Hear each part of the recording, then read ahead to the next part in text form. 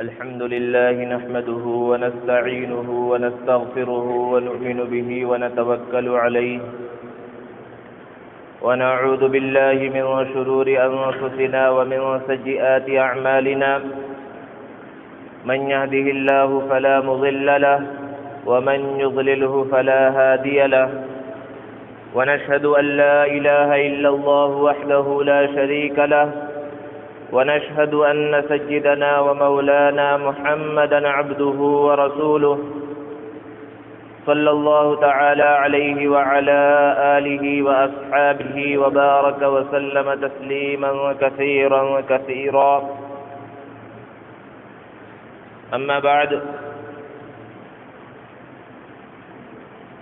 فقد قال الله تعالى في القرآن المجيد والفرقان الحميد فأعوذ بالله من الشيطان الرجيم بسم الله الرحمن الرحيم يا أيها النبي قل لأزواجك وبناتك ونساء المؤمنين يدنين عليهن من جلابيبهن ذلك أدنى أن يعرفن فلا يؤذين وكان الله غفورا رحيما وقال رسول الله صلى الله عليه وسلم الحياء من الإيمان وقال النبي صلى الله عليه وسلم إذا لم تستحي فاصنع ما شئت أو كما قال عليه الصلاة والسلام۔ محترم حضرات، سامعین کرام، بزرگوں اور دوستوں،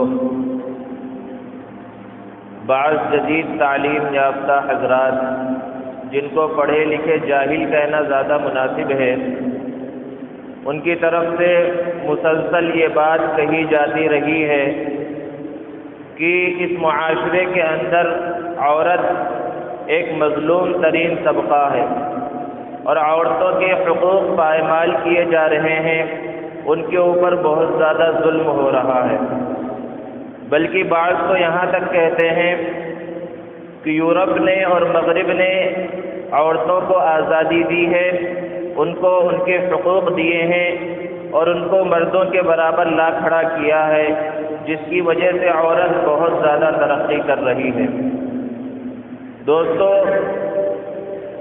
کسی بھی قوم اور کسی بھی مذہب میں اور کسی بھی تہذیب اور تمدن میں عورت کو وہ مقام و مرتبہ نہیں دیا گیا جو مقام اور مرتبہ اسلام کے اندر دیا گیا ہے۔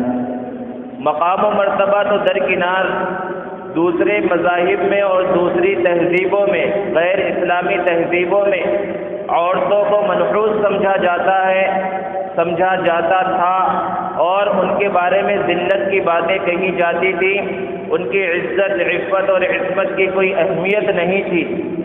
قدیم یونان میں عورت کو شیطان کی بیٹی اور نجاست کا مجسمہ سمجھا جاتا تھا۔ رومیوں کے پاس عورتوں کی کوئی عزت نہیں تھی، نکاح صرف عورتوں کی خرید و فروخت کا ایک ذریعہ تھا۔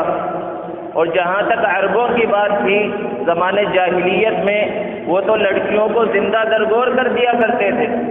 جب بھی کسی گھر میں ولادت کا وقت آتا تو پہلے سے ایک گڑھا کھود کر رکھ لیا جاتا، لڑکے کی ولادت ہوتی تو ٹھیک، اور لڑکی کی ولادت ہوتی تو زندہ ہی اسے اس گڑھے کے حوالے کر دیا جاتا اور اس پر مٹی کو ڈال دیا جاتا۔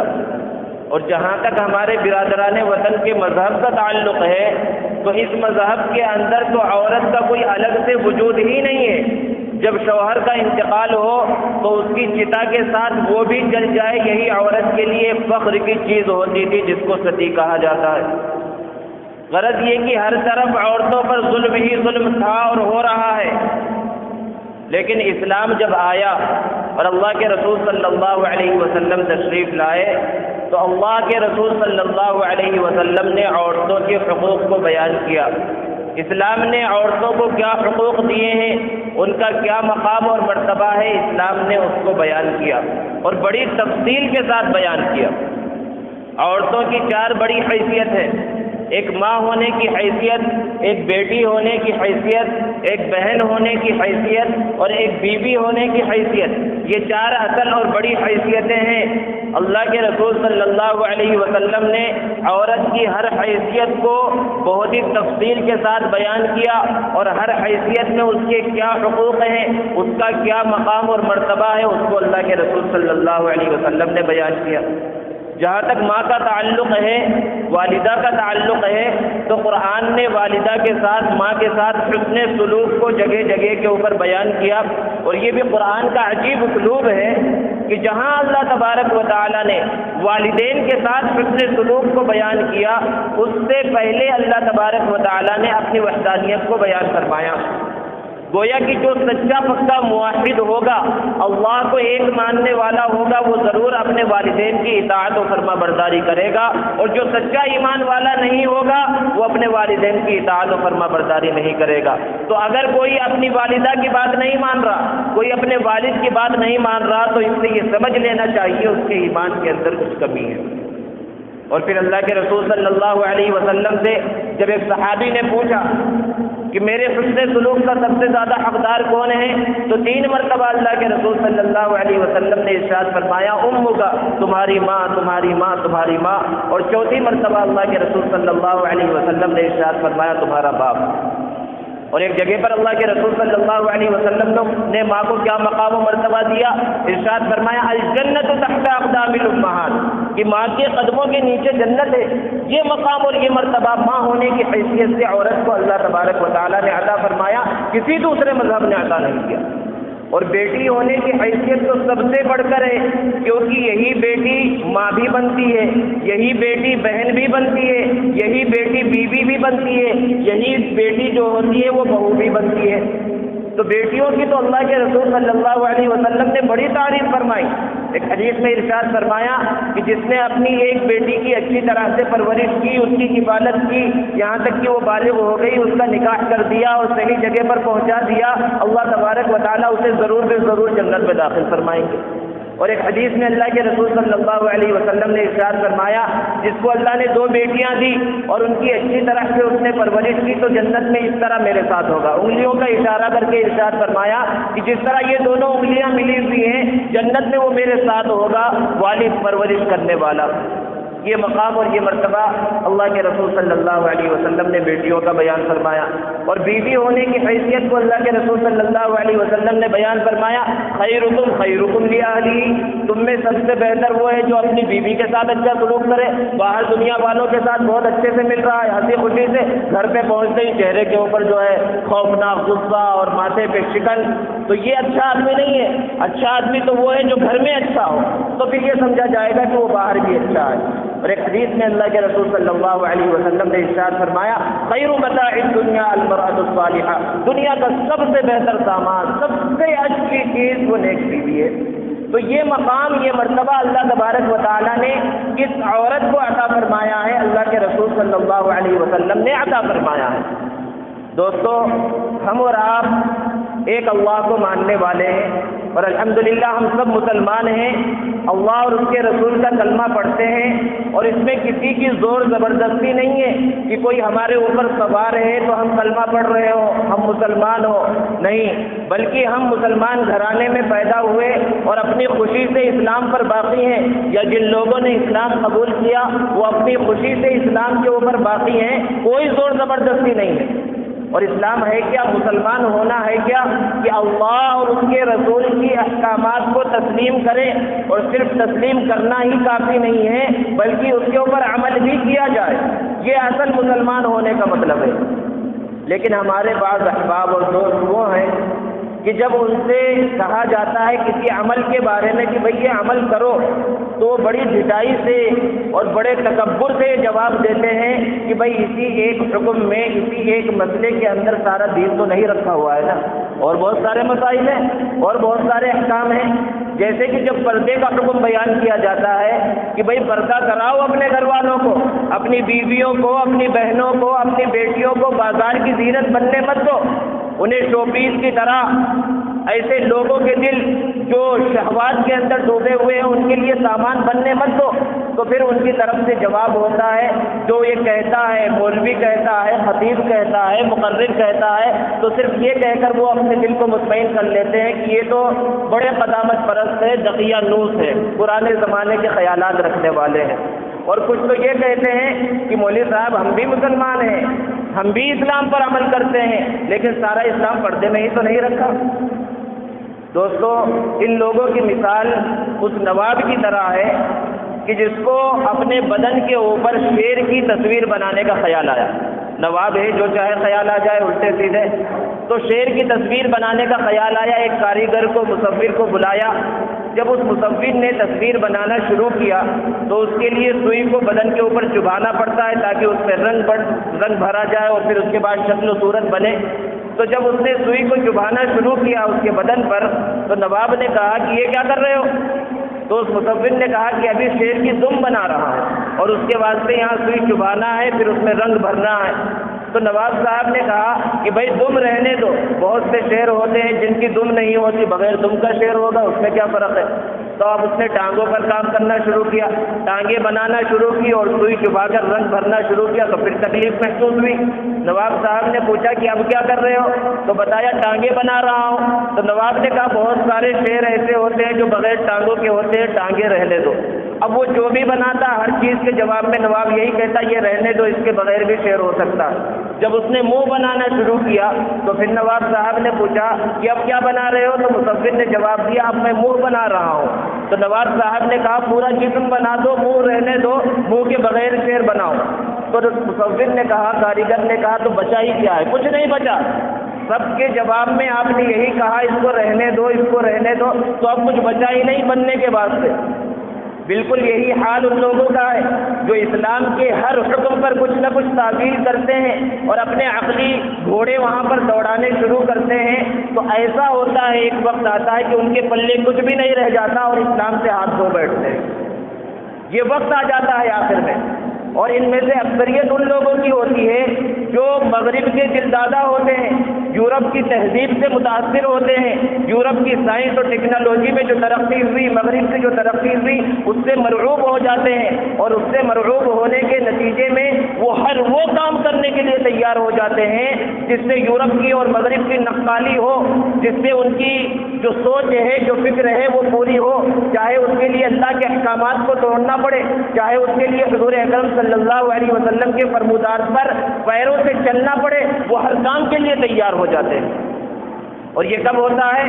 جب دل کے اندر اسلام کے بارے میں، دماغ کے اندر اسلام کے بارے میں سنجیدگی باقی نہیں رہتی. اور یورپ کی تہذیب اور مغربی تہذیب کو دیکھ کر کہ وہاں کے لوگ کتنی آسانی سے اور کتنی آزادی سے زندگی گزار رہے ہیں، مرد و عورتوں کا اختلاط ہے، جگہ جگہ پر گانے بازے ہو رہے ہیں، وہاں پر ڈانس ہو رہا ہے، مرد عورت کے ساتھ، عورت مرد کے ساتھ کھلے عام گھوم رہے ہیں. تو ان کے ذہنوں کے اندر اس معاشرے کی تصویر آتی ہے کہ کاش کہ ہمارا معاشرہ وہ ہو کہ بیوی، بیٹی، بہن اور ماں کا جو ایک بہترین کردار ہے اور ایک اچھا کردار ہے، اس سے عورت کو نکال کر صرف ایک فیشن ایبل لیڈی کے طور پر مارکیٹ میں اس کو پیش کر دیا جائے، معاشرے میں عورت صرف اس نام کی رہ جائے. یہ ان کے ذہنوں کی پیداوار ہوتی ہے.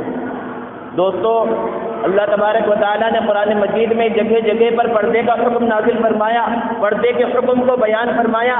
سورہ احزاب میں اللہ تبارک و تعالیٰ نے ازواج مطہرات کو حکم دیا کہ جب کسی سے بات کرو، کوئی تم سے بات کرے تو لوچدار آواز میں اس سے بات مت کرو بلکہ سخت انداز میں ان سے بات کرو.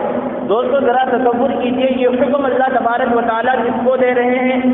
ازواج مطہرات کو، جنہیں صرف صحابیت کا شرف ہی حاصل نہیں ہے بلکہ وہ اللہ کے رسول کی ازواج مطہرات ہیں، سارے مسلمانوں کی ماں ہیں. اور ماں بھی صرف رسمن نہیں بلکہ حقیقی ماں سے بڑھ کر، کیونکہ اللہ کے رسول صلی اللہ علیہ وسلم کے دنیا سے پردہ فرما جانے کے بعد بھی کسی مسلمان کے لیے جائز نہیں تھا کہ ان سے نکاح کرے، ان کو نکاح کا پیغام دے.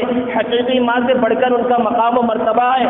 اور اللہ رب العزت نے جنہیں رضی اللہ عنہم و رضوا عنہ کے خطاب سے نوازا، اور ان سے بات کرنے والے اکثر کون ہوتے تھے؟ صحابہ صحابہ کرام جن کی پاکیزگی اور جن کی تقدس اور جن کی طہارت اور تقویٰ کا کیا کہنا. اور پھر یہ بات چیت بھی آمنے سامنے نہیں ہوتی تھی بلکہ پردے میں ہوتی تھی، جس کو اللہ نے بیان فرمایا وَإِذَا سَأَلْتُمُوهُنَّ مَتَاعًا فَاسْأَلُوهُنَّ مِنْ وَرَاءِ حِجَابٍ، کہ جب تمہیں ضرورت پڑے ازواج مطہرات سے کچھ بات کرنے کی تو پردے کے پیچھے سے بات کرو. تو دوستو بات کرنے والی ازواج مطہرات ہیں، بات کرنے والے صحابہ کرام ہیں، بیچ میں پردہ بھی حائل ہے، اس کے باوجود ازواج مطہرات کو حکم دیا جا رہا ہے کہ لوچدار آواز میں نرم انداز میں بات مت کرو. دوستو یہ اس زمانے کی پاکیزہ ترین خواتین کو حکم تھا، تو آج 1400 سال کے اس گئے گزرے دور میں کیا امہات مسلمین کو اور اس امت کی ماؤں بہنوں کو یہ حکم نہیں ہے کہ وہ بھی پردے کا خیال رکھیں؟ بہت سے وہ ہیں جو یہ کہتے ہیں کہ پردہ تو ہے لیکن چہرے کا پردہ نہیں ہے، اور مسلمان بہت خوش ہوتے ہیں اخبارات میں دیکھ کر، سوشل میڈیا پر دیکھ کر تصویریں آتی ہیں بعض ہیروئنوں کی اور بعض دوسری کھلاڑیوں کی کہ انہوں نے حجاب پہن کر کھیل کے اندر حصہ لیا، اور وہ حجاب اسی کو سمجھتے ہیں ٹائٹ اور چست لباس ہے، صرف چہرے کے اوپر چہرہ کھلا ہوا ہے اور سر کے اوپر اسکارف لگا ہوا ہے، وہ سمجھتے ہیں یہی اسلامی پردہ ہے، یہی اسلامی حجاب ہے، اور اس کے بارے میں مقدمات عدالتوں میں چل رہے ہیں اور لوگ سوچ رہے اسلام جیت رہا ہے. دوستو یہ بہت بڑی غلط فہمی ہے. اللہ تبارک و تعالیٰ نے قرآن مجید میں ارشاد فرمایا یا ایھا النبی قل لازواجک وبناتک ونساء المؤمنین یدنین علیہن من جلابیبہن، کہ نبی صلی اللہ علیہ وسلم اپنی ازواج مطہرات کو، اپنی بیٹیوں کو اور قیامت تک آنے والی مسلمان عورتوں کو حکم دے دیجئے کہ وہ اپنے اوپر چادر ڈال لے. اسی سے بعضوں کو شبہ ہوا ہے، اور شبہ ان لوگوں کو ہوا جن کے دلوں کے اندر نفسانی خواہشات بھری ہوئی ہیں کہ چادر ڈالنے سے پورا بدن ڈھانکنا مراد ہے، چہرہ مراد نہیں. لیکن آگے اللہ تبارک و تعالیٰ نے خود اس کا جواب دے دیا کہ چادر ڈالنے سے کیا ہوگا، ذَلِكَ أَدْنَىٰ أَن يُعْرَفْنَ فَلَا يُؤْذَيْنَ، اس چادر ڈالنے کی وجہ سے وہ پہچانی نہیں جائے گی. دوستو چہرہ کھلا ہو اور سارا بدن ڈھکا ہوا ہو تو کیا کوئی پہچانا جائے گا؟ نہیں جائے گا، آسانی سے پہچانا جائے گا. پہچاننا صرف اسی صورت میں ممکن نہیں ہے جبکہ چہرہ بھی ڈھکا ہوا ہو. دوستو قرآن مجید کی من گھڑت تعویلات اور تشریحات بہت سارے مینڈکی مفسرین کرتے ہیں جنہوں نے نہ کبھی مدرسے میں تعلیم حاصل کی، نہ انہوں نے کسی اسلامی لباس کو دیکھا، بس اپنی منمانی تشریح کر رہے ہیں اور جو چاہے قرآن مجید کے بارے میں کہتے چلے جا رہے ہیں، جس کا نہ صحابہ کرام سے کوئی ثبوت ہے نہ صحابیات سے کوئی ثبوت ہے. حضرت ام سلمہ اور حضرت میمونہ رضی اللہ تعالی عنہما یہ دونوں ازواج مطہرات ہیں. ایک مرتبہ اللہ کے رسول صلی اللہ علیہ وسلم کے ساتھ تشریف فرما تھی کہ ایک نابینا صحابی حضرت عبداللہ ابن ام مکتوم تشریف لائے. آپ صلی اللہ علیہ وسلم نے ارشاد فرمایا تم دونوں ان سے پردہ کرو. تو انہوں نے کہا کہ اللہ کے رسول یہ تو نابینا ہے، یہ ہمیں دیکھ نہیں سکتے، پردے کی کیا ضرورت ہے؟ آپ صلی اللہ علیہ وسلم نے ارشاد فرمایا یہ تو نابینا ہے، افعمیابانی انتما، کیا تم دونوں بھی نابینا ہو؟ کیا تم دونوں بھی اندھی ہو؟ تو اتنا سخت حکم اللہ کے رسول صلی اللہ علیہ وسلم نے دیا، اور قرآن اس کو بیان کرتا ہے، مسلمانوں کو حکم دیتا ہے مسلمان مردوں کو یغضوا من ابصارہم کہ وہ اپنی نگاہوں کو نیچی رکھیں. اسی طرح مومن عورتوں کو یہ حکم دیا گیا وقل للمؤمنات یغضضن من ابصارہن کہ وہ بھی اپنی نگاہوں کو نیچی رکھیں. صحابہ کرام رضوان اللہ تعالیٰ علیہ مجمعین کے دلوں کے اندر پردے کا جو حکم تھا وہ بالکل واضح تھا، اس کے اندر کوئی شک و شبہ نہیں تھا. حضرت ابو سعید خدری رضی اللہ تعالیٰ عنہ ارشاد فرماتے ہیں ایک مرتبہ راستے سے جا رہے تھے، ایک گھر کے اوپر ان کی نظر پڑی تو ان کے ساتھ جو لوگ تھے ان سے انہوں نے کہا کہ اس گھر کے اندر ایک نوجوان رہتا تھا، اس کی نئی نئی شادی ہوئی تھی اور اسی زمانے میں غزوہ احزاب ہوا، غزوہ خندق ہوا. یہ نوجوان اللہ کے رسول صلی اللہ علیہ وسلم کے ساتھ جنگ میں حاضر ہوتا اور دن کا جب آدھا حصہ گزر جاتا تو اللہ کے رسول صلی اللہ علیہ وسلم سے اجازت دیتا گھر جانے کی. آپ صلی اللہ علیہ وسلم اسے اجازت دے دیتے. اسی طرح 2-3 دن ہوا، پھر ایک دن اس نے اللہ کے رسول صلی اللہ علیہ وسلم سے اجازت چاہی کہ میں گھر جانا چاہتا ہوں. آپ صلی اللہ علیہ وسلم نے اجازت دی اور کہا کہ اپنا ہتھیار بھی ساتھ لے لو کیونکہ بنو قریظہ نے جو صلح ہم سے کی تھی وہ اس پر باقی نہیں ہے، ہو سکتا ہے وہ تم پر حملہ کر دیں. چنانچہ اس نوجوان نے ایک نیزہ لیا اور اپنے گھر کی طرف روانہ ہوا. جب گھر کے قریب پہنچا تو دیکھا صحن کے دونوں دروازے کھلے ہوئے ہیں اور اس کی نئی نویلی بیوی وہاں دروازے کے دونوں چوکھٹوں کے درمیان کھڑی ہوئی ہے. اس نوجوان صحابی کو غصہ آیا اور اپنا نیزہ نکالا اور حملہ کرنے کے واسطے تیار ہو گیا کہ یہ کس طرح پردے کے بغیر باہر آ گئی. جب ان کی بیوی نے یہ محسوس کیا کہ یہ مجھ پر حملہ کرنے والے ہیں تو انہوں نے فوراً کہا کہ حملہ مت کیجیے، پہلے گھر کے اندر آ کر دیکھ لیجیے کہ گھر کے اندر کے حالات کیا ہیں اور کس بات کی وجہ سے میں باہر نکلنے پر مجبور ہوئی، اور باہر بھی نہیں اپنے گھر کے صحن کے دروازے کے اوپر کھڑی ہوئی ہیں۔ تو وہ جب گھر کے اندر وہ صحابی داخل ہوئے تو دیکھا بستر کے اوپر ایک بہت ہی بڑا اور بہت ہی موٹا اور زہریلا سانپ موجود ہے۔ اس کے خوف سے وہ باہر آ گئی تھی، وہ نیزہ ہاتھ میں لیے ہوئے تھے، فوراً ہی اس نیزے کے اندر اس سانپ کو پرو دیا اور باہر ذہن میں لا کر اس نیزے کو گاڑا، لیکن سانپ ابھی زندہ تھا، اس نے تڑپ کر حملہ کیا اور نوجوان صحابی کو ڈنک مارا، دونوں مر گئے، کیونکہ سانپ پر تو پہلے ہی حملہ ہو چکا تھا، جو اس کے اندر جان باقی تھی اس جان کی وجہ سے صحابی پر حملہ کیا۔ حضرت ابو سعید خدری رضی اللہ تعالیٰ عنہ ارشاد فرماتے ہیں کہ اس صحابی کی پہلے موت ہوئی یا سانپ کی پہلے موت ہوئی کچھ پتہ نہیں چلا، دونوں کی موت ایک ساتھ ہو گئی۔ تو دوستو ذرا تصور کیجئے کہ ایک ایسا صحابی جس کی ابھی نئی نئی شادی ہوئی ہے، اور مدینے کے حالات کیا ہیں اس وقت کہ مدینے کا کوئی مرد اس جگہ پر موجود نہیں ہے، پورا مدینہ مردوں سے خالی ہے، صرف عورتیں موجود ہیں کیونکہ سارے مرد تو جنگ کے اندر لگے ہوئے ہیں، لیکن پھر بھی صحابی کی غیرت کو اس لیے بات گوارا نہ ہوئی کہ ان کی بیوی اپنے صحن کے دروازے پر دروازہ کھول کر کھڑی رہے۔ یہ تصور تھا صحابہ کرام رضوان اللہ تعالیٰ علیہ اجمعین کا پردے کے بارے میں۔